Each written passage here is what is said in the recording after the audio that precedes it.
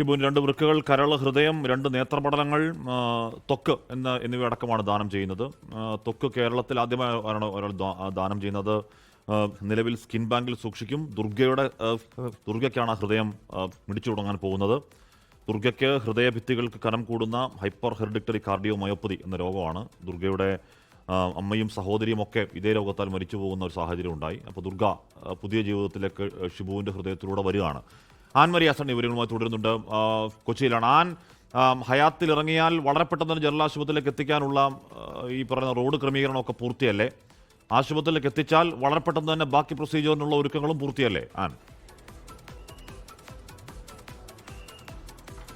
ഹഷ്മി, തീർച്ചയായിട്ടും ഹയാത്തിൽ എത്തിയിട്ടുണ്ടെങ്കിൽ അവിടെ നിന്ന് ഏകദേശം ഒരു 10 മിനിറ്റോട് കൂടി തന്നെ എറണാകുളം ജനറൽ ആശുപത്രിയിലേക്ക് എത്തിക്കുന്നതിനുള്ള എല്ലാ സജ്ജീകരണങ്ങളും രാവിലെയോടുകൂടി തന്നെ ഒരുക്കിയിട്ടുണ്ടായിരുന്നു. അതുമായി ബന്ധപ്പെട്ടിട്ട് ഈ ഹയാത്തിൽ നിന്ന് എറണാകുളം ജനറൽ ആശുപത്രിയിലേക്ക് വഴി അവിടെ പൂർണ്ണമായിട്ടും ഗതാഗത നിയന്ത്രണമാണ്. പോലീസ് ഏകദേശം ഒരു 10 മണിയോടുകൂടി തന്നെ അതുമായി ബന്ധപ്പെട്ടുള്ള നിയന്ത്രണങ്ങളിലേക്ക് കടന്നിട്ടുണ്ടായിരുന്നു. അത് മാത്രമല്ല, ഈ ജനറൽ ആശുപത്രിയിലും വലിയ തിരക്കുള്ള ഇടമാണ് ജനറൽ ആശുപത്രി. അതുകൊണ്ട് തന്നെ ഇവിടെ എത്തുന്ന ആളുകൾക്കും നിയന്ത്രണം ഏർപ്പെടുത്തിയിട്ടുണ്ട്. അവരെ ഈ ഏറ്റവും സുഗമമായ രീതിയിൽ തന്നെ ശസ്ത്രക്രിയ പൂർത്തിയാക്കുന്നതിന് വേണ്ടിയിട്ടുള്ള എല്ലാ ഒരുക്കങ്ങളും പൂർത്തിയാക്കിയിട്ടുണ്ട്. ഡോക്ടർ ജോർജ് വാളൂരാന്റെ നേതൃത്വത്തിലാണ് ശസ്ത്രക്രിയ നടക്കുക.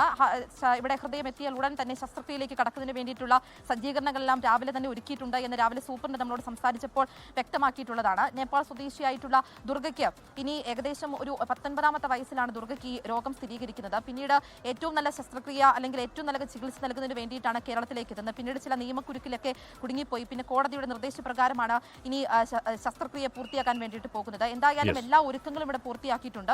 ഡോക്ടർ ജോർജ്, എല്ലാ കാര്യങ്ങളും എല്ലായിടത്തും സെറ്റാണ്.